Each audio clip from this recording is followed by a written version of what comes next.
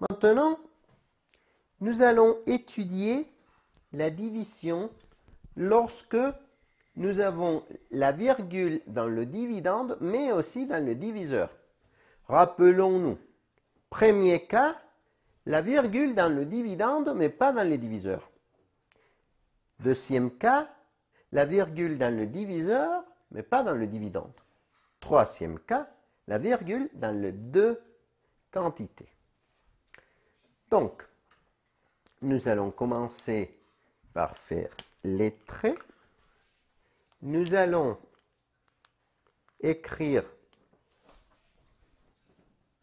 la première quantité à gauche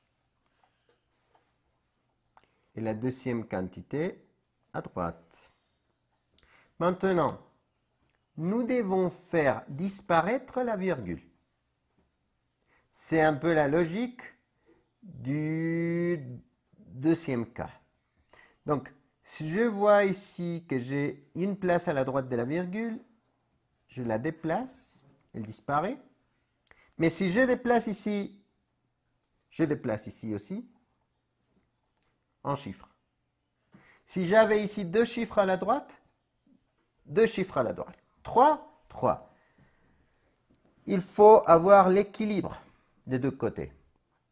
Donc, c'est comme faire 83 divisé par 41. On commence. Si j'ai ici deux chiffres, je vais me concentrer dans les deux premiers chiffres ici. 41 ballons peuvent entrer dans un carton où il y a la place pour 83 ballons? Oui. Combien de fois? On cache le dernier chiffre. 4 fois combien me fait 8? 4 fois 2. On va essayer. On écrit le 2 ici et on va multiplier. 2 fois 1, 2. Pour arriver jusqu'à 3, 1. 2 fois 4, 8. Pour arriver jusqu'à 8, 0. On pourrait continuer la division. Mais comme nous avons arrivé la virgule jusqu'ici, on va abaisser la virgule et on continue. On abaisse le 0 ici et on va voir 2 fois combien, 41 fois combien peut entrer dans le 10? C'est pas possible, alors fois 0. Et on va multiplier 0 fois 1, 0. Pour arriver jusqu'à 0, 0.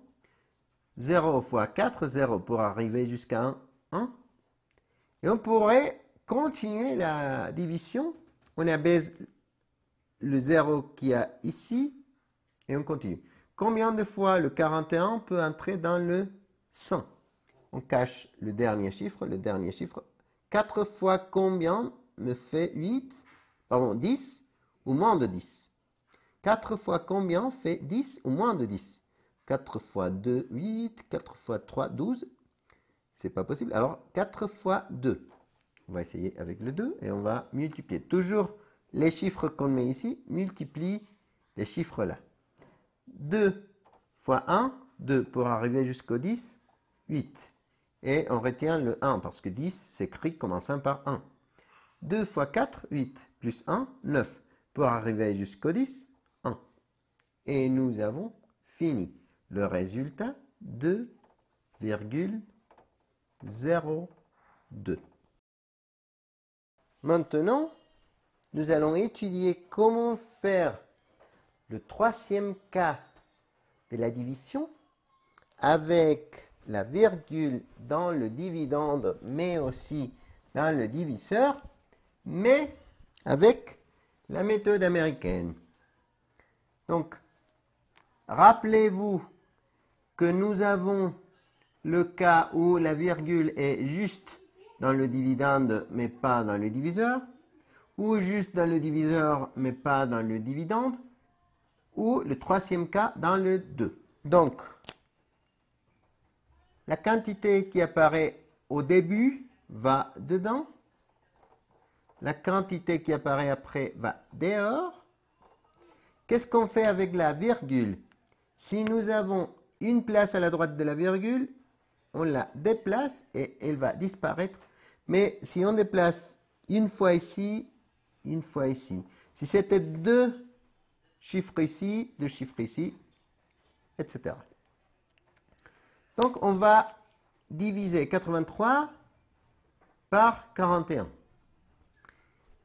Je ne sais pas combien de fois le 41 peut entrer dans le 83. Je vais cacher le dernier chiffre, l'autre dernier chiffre, et je me dis 4 fois combien fait 8 ou moins de 8? Ça fait 2.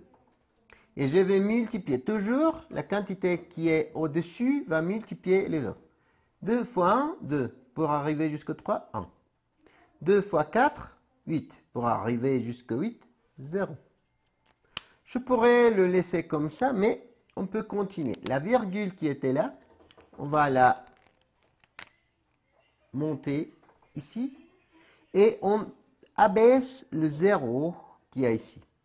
41 peut entrer dans le 10? Non, c'est pas possible. 41 ballons dans un carton qui a la place pour 10, c'est pas possible. Donc, ça fait 0. 0 fois 1, 0. Pour arriver jusqu'à 0, 0. 0 fois 4, 0. Pour arriver jusqu'à 1, 1. Et on peut abaisser le 0 qui est là. Maintenant, combien de fois le 41 peut entrer dans le 100? On va cacher les derniers chiffres. Et on s'est dit combien de fois? 4 fois combien nous fait 10 ou moins de 10? 4 fois 2 fait 8. Donc ça peut marcher. Et on va multiplier. Toujours la quantité en dessus va multiplier les autres. 2 fois 1, 2. Pour arriver jusqu'au 10, 8. Et on retient le 1. 2 fois 4, 8. Plus 1, 9. Pour arriver jusqu'au 10, 1. Et nous avons fini. Le résultat, 2,02.